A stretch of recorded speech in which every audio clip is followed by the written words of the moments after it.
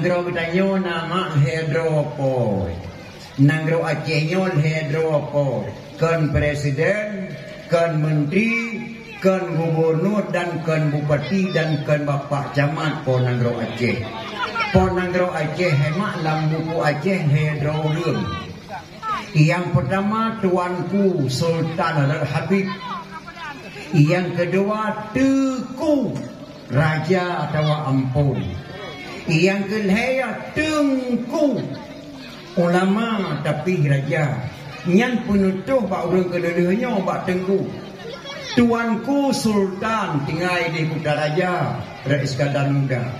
Yang kedua Teku Ampun Raja atau Lebalam. Yang kedua Tengku nyan po Nanggro Aceh.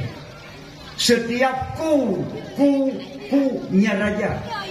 Ma ulama tah ulama lain abah, abun, abana, abati, walidi, abu, abi, ayah, tu nyan ulama.